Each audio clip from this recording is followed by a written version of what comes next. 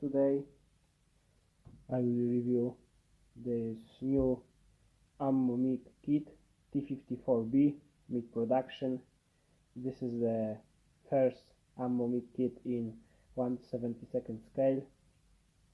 The kit number is AMIG 8502, and as you see, this is a medium-sized box with very nice and colorful box art on the front. We have some basic information about this kit. Here the information about decals for Vietnam, for Afghanistan and Syria. And as you see, this is a kit produced for 44th anniversary of reunification of Vietnam. On the side there is a T-54 drawing. Here we have some recommended paint sets, of course, from Ammo MIG, and on the bottom of the box we have 3 different color schemes for Vietnam, Army 80s, Vietnam War 1972, Yom Kippur War, the next Yom Kippur War, 6-Day War, and the third for Yom Kippur. As you see, the producer provides a wide variety of some of different paint schemes, and as you see, this is a side open box with, and now let's see the contents. And okay, inside the box we have a instruction sheet with P-pad and metal tow cable, the decals and plastic parts, everything packed in separate plastic bags. Let's start from the instruction. The instruction comes in as A5 size booklet with pretty cool picture on the first page. Next we have some information about the kit. We have some information about the T-54 in service, and this is a really nice thing, the reference photos of the real tank with some nice pictures. You can compare the tank with these pictures and add a little bit details if you want. For example, this fuel cables and more. And on the 8th page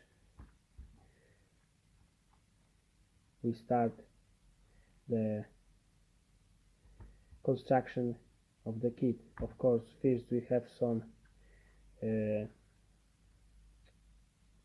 basic information how to assemble this kit, the sprue map, and the build steps. Of course, everything starts from the lower hull, the wheels, the tracks. There are link and length tracks with jigs, so it is very cool. The next steps about the track construction. The next interesting thing are the toolboxes. As you see, they comes in one part, and you need to fold them and make a square sides from the box and glue the bottom. Next we start the upper hull assembly, some fenders details, and the turret build. As you see, everything is rather clear and easy to follow. So next we have some painting tips and weathering recommendations, some SBS, how to place decals, and the paint schemes. Some of them are the same like the ones from the bottom of the box, but there are some difference too, so you have to choose with the most interesting for you. This is a really interesting from the Syrian war in 2016.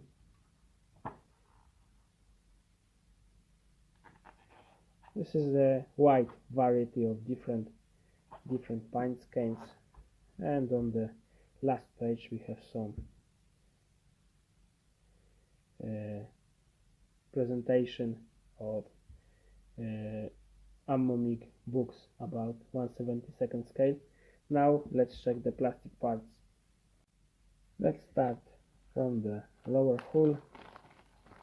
It's a one-piece hull tab with nice details molded on.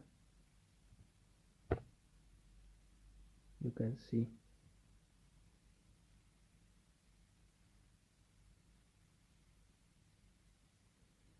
the details are really well done. Of course, the bottom of the hull is also well made. There are no any pin marks, flashes, or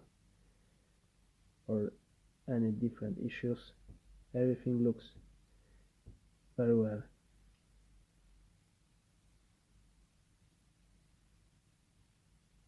Now let's check the spruce with the other parts. The spruce C with upper hull. As you see, it's molded with the fenders, and some tools are also molded on. It's okay for this scale, in my opinion. The fenders are thin enough to accept it in this scale. It's a little bit pity that the driver hatch is molded on. I would like to see it in as a separate piece, but it's okay. The rear grills also are molded in solid plastic, but I think after painting and some wash it will also look acceptable. Of course, there is some place for own upgrades. For example, here we can add some signs after cutting of the steel plates, but for this scale the details looking very well in my opinion. The track jigs, a nice addition, especially for 1/72 scale. It will make track assembly a lot easier. And what's next? The interesting thing is that this kit was made for ammo by Takom. As you see, for the flat spruce and the signs of the sprue, they're exactly the same in new 1/72 Takom kits. So in my opinion, it's a Takom kit just released by Ammo. Let's see the other sprues. The sprue B. This sprue holds some details for the fenders, like the spare fuel tanks, the exhaust, the wooden lock without any wood grain, but it's it's easy to make it ourselves.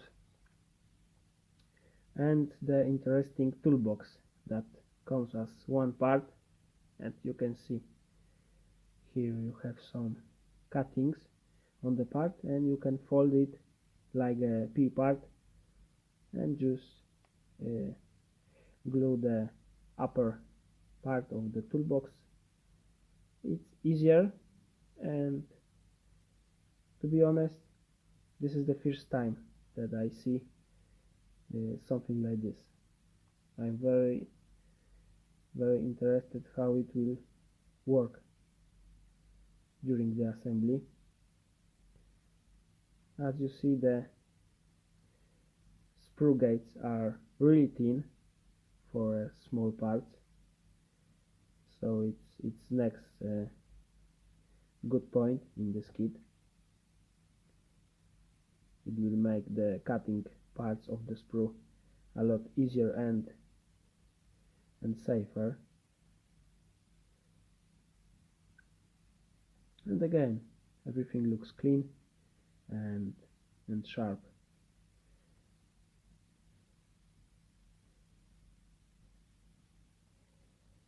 Sprue D. This sprue contains parts for the turret, the main turret part. Also have some great details like this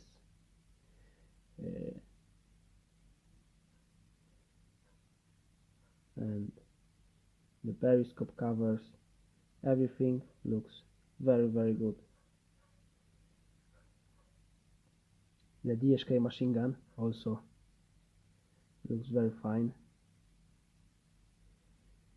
The hatches have some interior details, which is a good information for everyone who likes to put some figure inside the hatch. The main gun comes as one solid part, so with only 3 visible sprue gates to sand. So next strong point in this kit,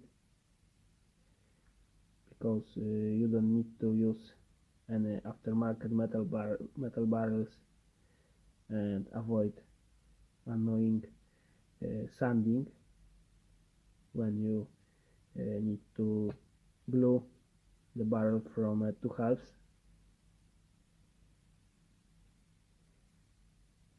Some really small details,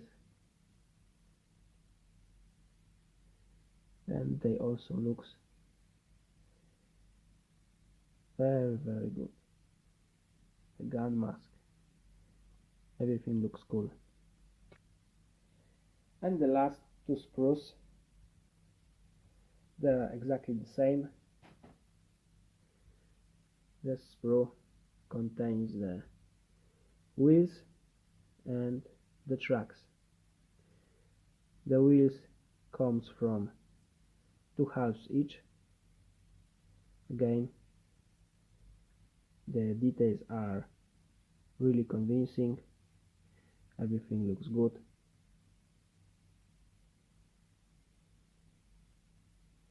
As you see here,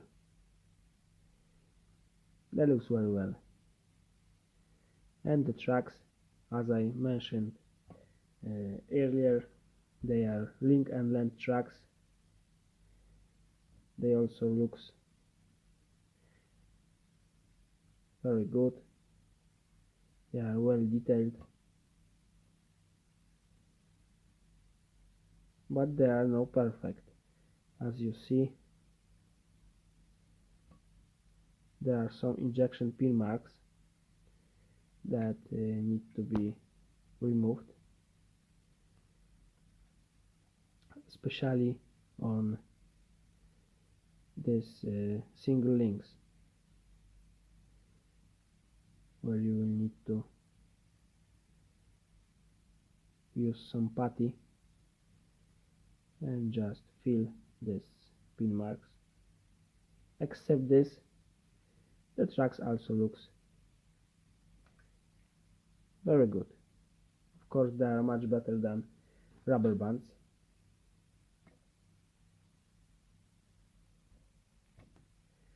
And the last element in this kit, the copper tow cable,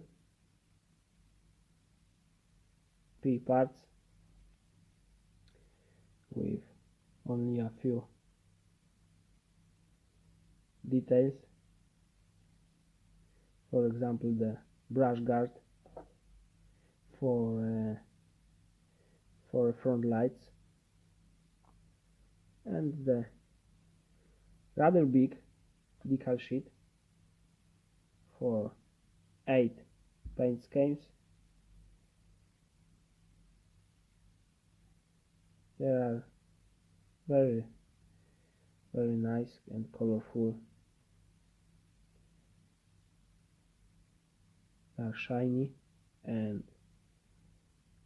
I think that work with them will not be a problem. At the end of this video, I can tell that this kit is very good. Of course, it's worth the money. It costs something about 15 euro, so it's very reasonable price for this scale. And what's more, I hope that the build will be very enjoyable for me, because I'm not a big fan of 1/72 scale, but the T-55 and T-54 tanks are my favorite, so I just can't afford to not buy this kit when I saw it in hobby store. And what's more, thank you for watching, and see you on my next episodes.